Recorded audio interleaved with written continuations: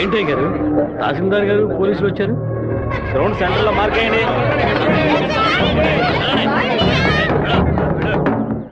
ఏంటో అర్థం కావట్లేదా?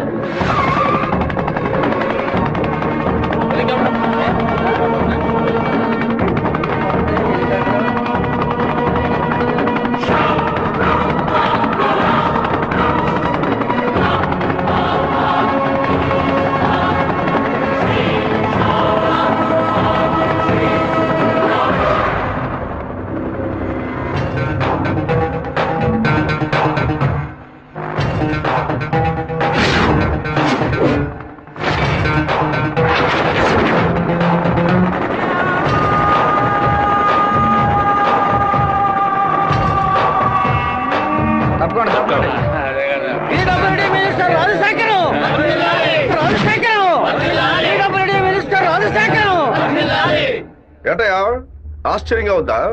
బానిసగా నీ ముందు నుంచిన వాడు ఎలా మంత్రి అయ్యాడనుకుంటున్నావా?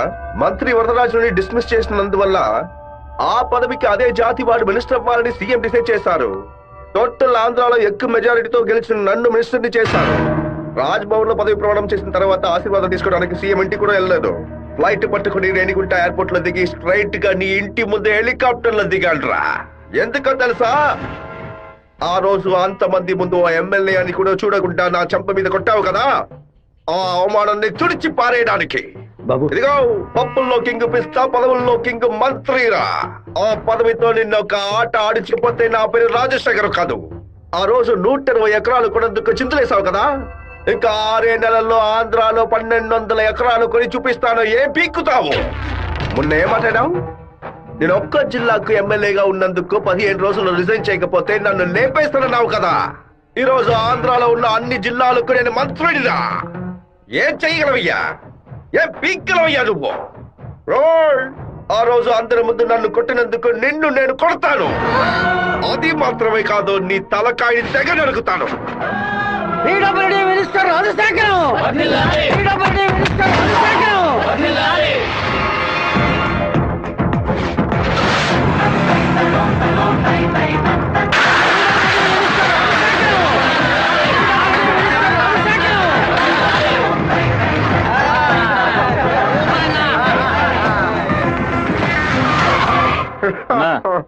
నేను కలవాలని వీరభద్రం కొడుకొచ్చాడన్నా. వాడితో ఎంతమంది వచ్చారు? ఒంటరిగా వచ్చాడన్నా. రానివ్వు.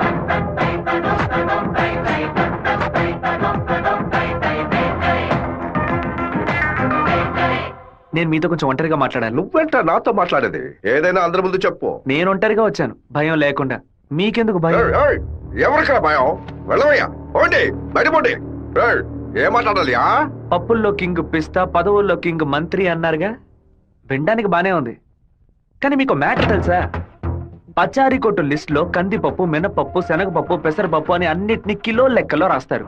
కానీ పిస్తా పప్పును మాత్రం 50, 100 గ్రాముల లెక్కలోనే రాస్తారు. పాయసంలో కూడా ఎక్కువ వేయరు, తక్కువే వేస్తారు. దాన్ని ఎక్కువ కొంటే క్యాష్ అవుట్, ఎక్కువ తింటే ఆరోగ్యం అవుట్. అలాంటిదే మంత్రి పదవి కూడా. గుర్తుని మార్చి నొక్కామే అనుకో, పదవి లేక రోడ్లో నుంచోవాలి, లేకపోతే కోర్టులో నుంచోవాలి. ఇంతవరకు ఎవరైనా సరే మా నాన్నతో వెనక నుంచొని మాట్లాడారే కానీ ముందు నుంచొని మాట్లాడలేదు. మొదటిసారిగా ఒకడు మా నాన్న ముందు నుంచొని ఛాలెంజ్ చేయడమో చూశాను, తల నరికేస్తానండమో విన్నాను. కొంచెం బాధ కలిగింది. ఇప్పుడు చెప్తున్నాను, నీకు 30 రోజులు టైం ఇస్తున్నాను. ఆలోగా నువ్వు చెప్పినట్టు మా నాన్న తల నరికేస్తే నా కుటుంబంతో పాటు వచ్చి నీ కాళ్ళ మీద పడతాను. అదే విధంగా నేను నీ తల నరకపోతే మా నాన్న వచ్చి నీ కాళ్ళ మీద పడతాను. నువ్వు మా నాన్న తల నరికేస్తే నా కుటుంబంతో పాటు వచ్చి నీ కాళ్ళ మీద పడతాను. అలాగే నీ తల నరకపోతే మా నాన్న వచ్చి నీ కాళ్ళ మీద పడతారు. అంటే నేను నీ తల కన్ఫర్మ్ గా నరికేస్తానని చెప్తున్నా. నేను ఇప్పుడు మంత్రినిదా, కానీ మీ నాన్న ఇంకా పులివెందల్లో అదే వీరభద్రమే. అయితే ఛాలెంజ్ రెడీనా? 30 రోజుల్లో మీ నాన్న తల లేపేస్తాడ్రా. ఎవరిని లేపేస్తారో చూద్దామండి.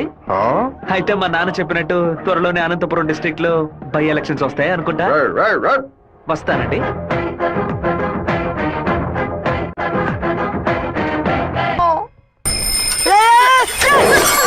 கோச்சுக்காதீங்க. ஹேண்ட் பேர் பெண்டா இருந்துச்சு, அதான் இடிச்சு போட்டேன். ஆன் பாரு பெண்டா.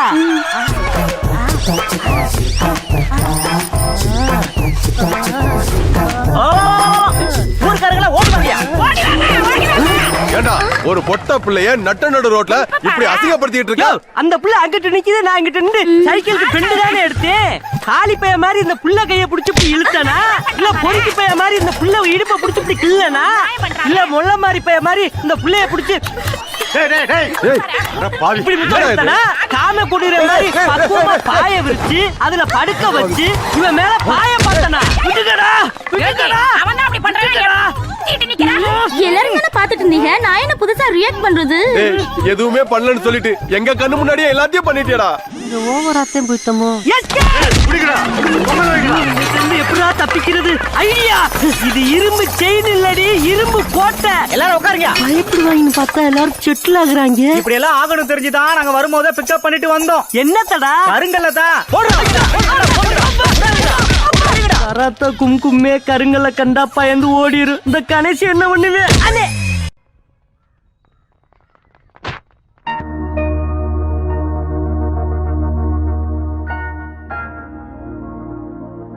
విఘ్నేశ్వరుని చూసి నవ్వుతున్నాడేంటి? ఓ అయ్యో అమ్మా, జాగ్రత్తగా రావచ్చు కదా. కావాలని పడ్డాను. April full. పోవే మోహన్ చూడు, ముఖ్యమైన పని మీద బయటకు వెళ్తుంటే ఇలా ఫోన్ చేసావంటే. అది కాదన్నయ్య, ఏప్రిల్ 1వ తారీఖున ఒకసారి మోసపోతే మళ్ళీ మోసపోరని అంటారు. నువ్వు వెళ్లే పని తప్పకుండా సక్సెస్ అవుతుంది.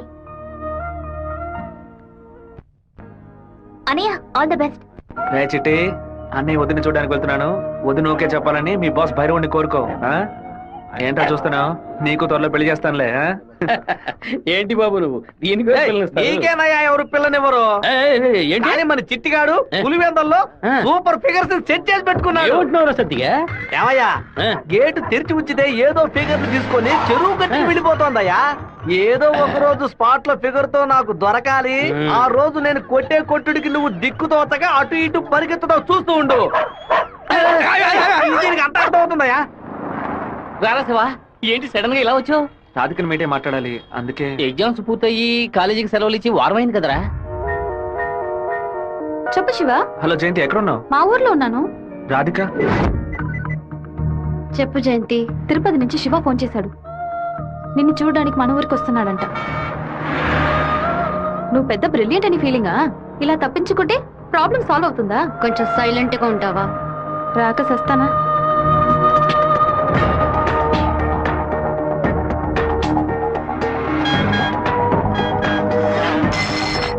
హలో రే, జయంతి రాధిక 10:30 ఎక్స్ప్రెస్ బస్సులో తిరుపతికి వస్తున్నారా? ఆ బస్ కండక్టర్ నెంబర్ ఏంటో కనుక్కో. హలో, ఎవరు? అన్నా, శివన్ మాట్లాడుతున్నాను. వేంపల్లో 2 అమ్మాయిలు ఎక్కారా? అవును బాబు. నేను హైవేలో ఉన్న బ్రిడ్జ్ పక్కన వెయిట్ చేస్తూ ఉంటాను. ఆ అమ్మాయిలు కొంచెం దింపేస్తారా? అలాగే బాబు.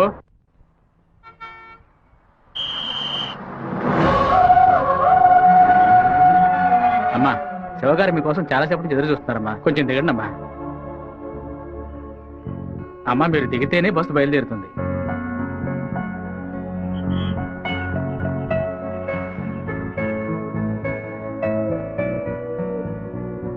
నిన్ను కంపల్ చేసి రప్పించినందుకు సారీ. ఎప్పుడు నన్ను చూడకూడదని తిరుపతికి బయలుదేరావో అప్పుడే నువ్వు చాలా కన్ఫ్యూజన్లో ఉన్నావని అర్థమైంది. ఏదైనా సరే నీ మనసులో ఉంది చెప్పు రాధిక. ఇంకో 6 నెలల తర్వాత రా అని చెప్పినా పర్వాలేదు, నేను వెయిట్ చేయడానికి సిద్ధంగా ఉన్నాను. ఎప్పుడైతే నువ్వు నా కోసం దెబ్బలు తిన్నావో అప్పుడు నాలో ఏర్పడిన గిల్టీ ఫీలింగ్ వల్ల నీ మీద ప్రేమ పుట్టింది. ఆ ప్రేమ నా మనసు నిండా నిండిపోయింది. కానీ ఆ రోజు కాలేజీలో జరిగిన గొడవలో నువ్వు వాళ్ళని కొట్టిన ప్రతి ఒక్క దెబ్బ నా మనసుని గాయపరిచింది. మీ నాన్న అంతమంది నేసుకుని కత్తిలతో రావడం చూసి నేను భయపడిపోయాను. నువ్వు నలుగురిని నరికేసి జైలుకి పోయిన విషయాన్ని ఎప్పుడైతే నీ పేపర్లో చూశానో తల మీద పిడుగు పడినట్టయింది. నాలోని ప్రేమని దాచుకోలేక మర్చిపోలేక నాలోనే ఉంచుకుని బతుకుతున్నాను. నువ్వు చెప్పేది చాలా తమాషాగా ఉంది. నేను ఏ గొడవకి వెళ్ళకూడదనే నన్ను మా నాన్న తిరుపతికి పంపించారు. కానీ ఆ రోజు కాలేజీలో ప్రొఫెసర్ని అవమానిస్తుంటే చూస్తూ ఊరుకోలేకపోయాను. ప్రపంచంలోనే దారుణమైన విషయం ఒక వ్యక్తి తన భార్య ముందు అవమానపడ్డమే. అందుకే ఎదిరించాను. తిరుపతిలో నేను ఆ నలుగురిని నరకపోతే ఆ నలుగురు కలిసి నన్ను నరికేసేవాళ్ళు. ఓ చిన్న పిల్లి కూడా దానికి ఏదైనా సమస్య వస్తే ఎదిరిస్తుంది. నా ప్రాణాన్ని కాపాడుకోవాలని ఆశ నాకుండదా? ఈ వివరాలన్నీ మా అమ్మతో నేను చెప్పలేను. దానికి నన్నేం చేయమంటావు? నువ్వు మంచివాడివే, కానీ నువ్వు ఉండే చోటే మంచిది కాదు. అర్థం కాలేదే. అన్నిటినీ వదిలేసి వచ్చాయి. నేను నిన్ను అన్నిటినీ అంటే మా అమ్మ నాన్నలనా, నా తోడ పుట్టిన చెల్లెలనా, సొంత వాళ్ళనా, బంధువులు అందరినీనా, పుట్టి పెరిగిన ఊరునా, లేకపోతే కొలిచే కులదైవన్నా? ఎవరిని వదిలి రమ్మంటావు? అది కాదు మీ నాన్న. మా నాన్న గురించి ఏమైనా మాట్లాడావో? ఆయన గురించి నీకేమైనా తెలుసా? జాతరలో మందు కొట్టి గొడవ పడి పచారీ కొట్లో వాదించుకొని టీ కొట్లో కొట్టుకొని చెరువు గట్ట మర్డర్ అయి పోలీసులు 6 నెలలు ఎంక్వైరీ చేసి 2 ఏళ్ల తర్వాత కోర్టు తీర్పిస్తే 5 ఏళ్లు జైల్లోకి వెళ్ళి కూర్చుంటారు. వాళ్ళ కుటుంబం నడి రోడ్డున పడుతుంది. కానీ ఎప్పుడు గొడవ అవుతుందో అప్పుడే వాళ్ళని పిలిచి ఎంక్వైరీ చేసి 2 పీకి వాళ్ళిద్దరిని కలిపి బుద్ధిగా ఉండండి అని చెప్పి ఆ 2 కుటుంబాన్ని ఏ ప్రతిఫలం ఆశించకుండా కాపాడేవారనే మా నాన్న. చేత కట్టిపట్టిన ప్రతివాడు చెడ్డవాడంటే వీరభద్రస్వామి, ఛత్రపతి శివాజీ, కృష్ణదేవరాయలు, ప్రతాపరుద్రుడు వీళ్ళందరూ చెడ్డవాళ్ళ? కోపిష్టి కత్తి పడితేనే అది తప్పు, కాపలవాడు పడితే తప్పు కాదు. ప్రేమ కోసం ఏదేదో వదిలేసి రమ్మంటారు. కన్న తల్లిదండ్రులను వదిలేసి రమ్మన్న మొదట అమ్మాయివి నువ్వేనే. ఒకే గూట్లో ఉంటేనే అది కుటుంబం, 2 విడిగా ఉంటే అది నరకంతో సమానం. నీకు మీ అమ్మ ఎంత ముఖ్యమో నాకు మా నాన్న అంతకంటే ముఖ్యం. నిన్ను ప్రేమించిన పాపానికి ఏం చేయకుండా వెళ్ళిపోతున్నాను. ఇదే మాట ఇంకెవరైనా అనుంటే అక్కడే నరికి పాతేసేవాడిని. నన్ను అవాయిడ్ చేయడానికి నువ్వు వేరే ఏ కారణం చెప్పినా జీవితాంతం నిన్ను తలుచుకుంటూ ఉండిపోయేవాడిని. కానీ ఎప్పుడు మా నాన్ననో కారణంగా చెప్పావు, ఈ క్షణం నుంచి నేను మర్చిపోతున్నానే.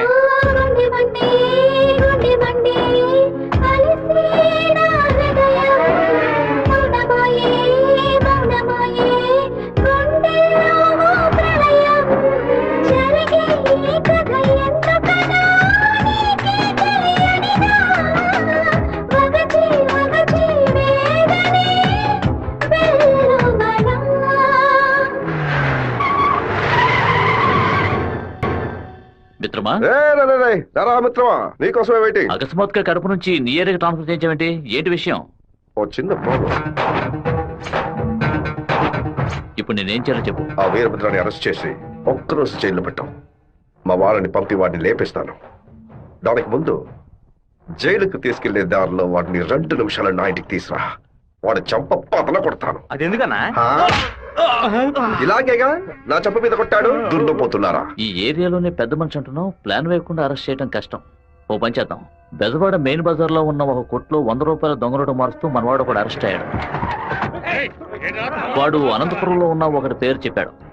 వాడి దగ్గర 10,000 రూపాయల దొంగ నోట్లున్నాయి. ఇప్పుడు కేసు నా దగ్గరకు వచ్చింది. నేను వాడిని ఓ 4 పీకులు పీకితే వాడు అనంతపురంలో ఉన్న వీరభద్రుడే ఈ దొంగ నోట్లకి హోల్సేల్ డీలర్ అని ఓ స్టేట్మెంట్ ఇస్తాడు. వాళ్ళ ఇంట్లో 4 లక్షల దొంగ నోట్లు పట్టుకుంటాం. నీ ప్లాన్ ని తీసుకుని చెరువులో పడే. దుండపోతా 4 లక్షల దొంగ నోట్ల ఆడిట్లో ఎలా ఉంటాను? అందుకు నువ్వున్నావు కదా. నువ్వు మంత్రివి, నీ చుట్టూ ఇంత బలగం ఉంది. ఇంత చిన్న పని కూడా నువ్వు చేయలేవా? బ్యాట్ లేకుండా 6 కొట్టావు కదరా. జీనియస్ రా నువ్వు. ఎవరి కొమ్మని నరికేసింది? తెలీదు బాబు. తీసి పక్కనేయండి. చెప్పండి. మన ఇంటికి సెర్చ్ వారెంట్ తో పాటు డిఎస్పీ ఆఫీస్ నుంచి ఒక పెద్ద టీం వస్తోంది. విషయం ఏమిటో నాకు కూడా తెలియదు. ఇదంతా రాజశేఖర్ గడి పనే. పదవి చేతిలో ఉంది కదా అని పగ సాధిస్తున్నాడు. ఇది నరికినట్లేదు, విరగొట్టినట్టుంది. అవునరా మామా. శివ అర్జుడు.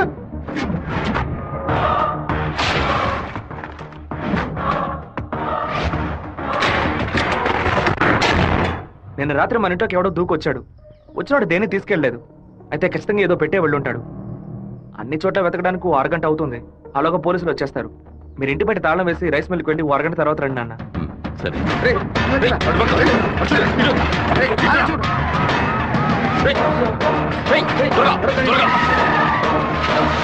అన్ని తెచ్చండి.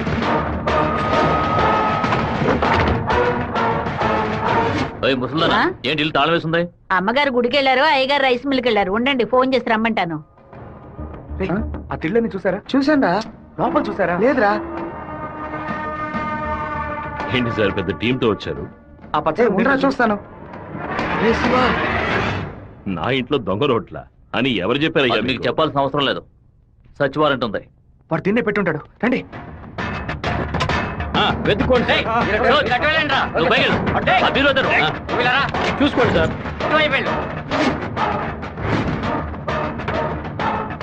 ఎవరో చెప్పిపోతున్నట్టు దిళ్ళనైనా తదేకంగా చూస్తున్నారేంటి? సార్ పచ్చ దిండు సార్. ఏ బొచ్చు లేదు. ఏయ్, ఎంతమంది లోపలికి ఎప్పుడు వచ్చారయ్యా? ఏమైంది? ఇల్లు మొత్తం వెతికేశాం, ఎక్కడా లేదు. కనీసం అరెస్ట్ అయినా చేయరా? కారణం లేకుండా ఎలా అరెస్ట్ చేయమంటావు? ఏదో ఒక కారణం చెప్పి వాడిని అరెస్ట్ చేసి చావరా. ఎలాగైనా సరే వాడిని కొట్టి తీరాలి. మిస్టర్ వీరభద్రం, ఒకసారి స్టేషన్కి వచ్చి వెళ్ళండి. ఎందుకు? మీ ఇల్లంతా సోదా చేశాం కదా, ఏమీ దొరకలేదని రాసిచ్చి వెళ్ళండి. నమస్తే డిఎస్పీ సార్. కొత్తగా స్టేషన్కి వచ్చి రాసిచ్చేసి వెళ్ళమంటారేంటి? ఎందుకు రావాలి? చట్ట ప్రకారం మీరు వెతుక్కుంటూ వచ్చిన వస్తువు ఏది దొరకలేదని 2 సాక్ష్యాలతో రాసిచ్చి మీరే సారీ చెప్పి వెళ్ళాలి. అర్థమైందా? ఈయన అరెస్ట్ చేయకుండా నేను ఇక్కడి నుంచి వెళ్ళేది లేదు. తప్పు డిఎస్పీ సార్. ఈయన అరెస్ట్ చేస్తేనే మీరు ఇక్కడి నుంచి బయటికి వెళ్ళలేదు. అరెస్ట్ చేస్తానని అరెస్ట్ చేసే మూడ్ లోనే ఉన్నారే ఏంటి? ఎవరైనా చెప్పి పంపించారా? అందరూ వీడియో తీస్తున్నారు. ఆఫ్ చేయండి రా, ఆఫ్ చేయండి. వాడు మాత్రం వీడియో తీయట్లేదు. అట్టు చూడండి. అరగంట ముందు మీరు రావడం, మాట్లాడడం, ఇంట్లోకి వెళ్ళడం, ఇంట్లోంచి బయటకు వచ్చి ఇంట్లో ఏం లేదని చెప్పడం, అన్నిటికీ మించి కంపల్ చేసి మా నాన్న అరెస్ట్ చేస్తానని చెప్పడం అన్ని ఇందులో రికార్డ్ అయ్యాయి. ఈ వీడియో నేను సీఎం సెల్ కి ఫార్వర్డ్ చేశాను అనుకోండి, మీ ఉద్యోగం పోయిందని మీ సెల్ కి మెసేజ్ వస్తుంది. ఏంటి పంపించమంటారా? తమరి సెల్ రింగ్ అవుతున్నట్టుంది. పడిపోతుందా? ఊరి వాళ్ళందరూ ఒకటైపోయారు. ఇక్కడ జరిగిందంతా వీడియో కూడా తీశారు. నేనేం చేయలేకపోతున్నాను. జాగ్రత్తగా ఉండండి డిఎస్పీ సార్.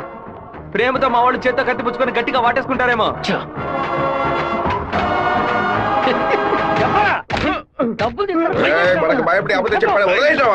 ఎలాంటి సాక్ష్యాలు లేకుండా ఎవరికి దొరకకుండా తలుపులు పగలగొట్టి దొంగతనాలు చేయడంలో పెద్ద కిలాడి సార్ వీడు. దున్నపోతా ఒక దొంగని పొగడతామేంటి? ఉద్యోగం మార్చుకో. అన్నా వీరభద్రం కొడుకు పెద్ద దండతో వస్తానన్నా. మంత్రి గారిని మీటే దండ అయ్యాలి. ఇప్పుడు చూడటం వీలు కాదు, ఆయన బిజీగా ఉన్నారు. వెళ్ళండి.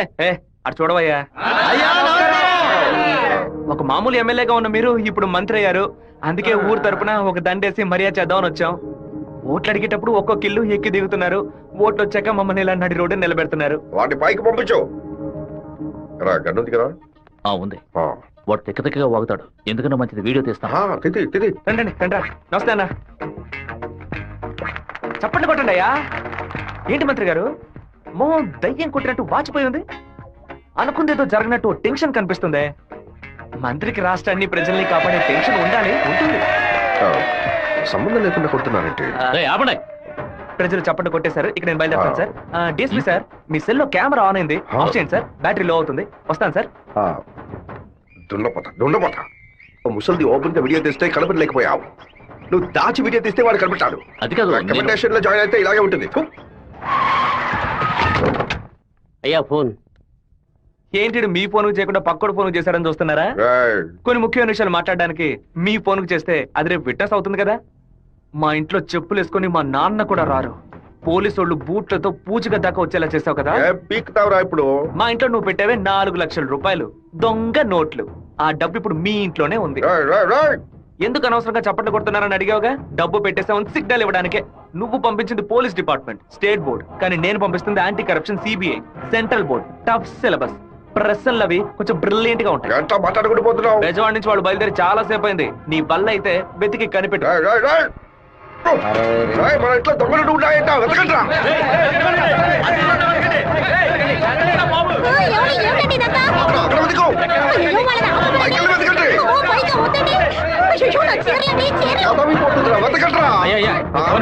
ఏంటి మంత్రి, ఈ పాటికి నీ ఇల్లు కార్పొరేషన్ లెట్టిన్ లాగా కంపు కొడుతూ ఉండాలే. చిన్న మార్పు. నేను పెట్టింది నీ ఇంటి లోపల కాదు, బయట నుంచి నీ బయట కారు.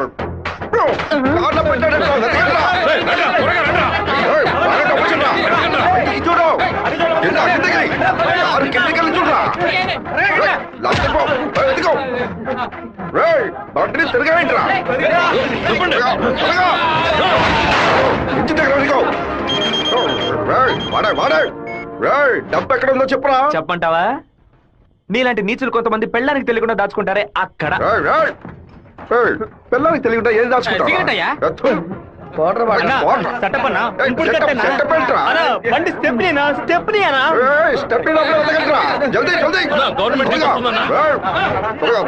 తీసుకోండి.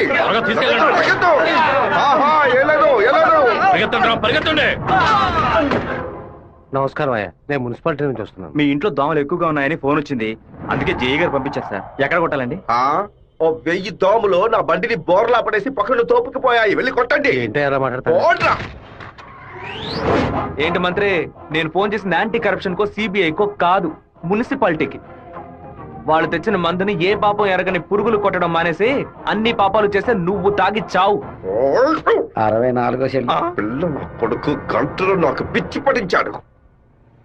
ఒక ఆడపిల్ల నీతో మాట్లాడటానికి దిగొచ్చిందిరా. స్మూత్ గా డీల్ చెయ్యి.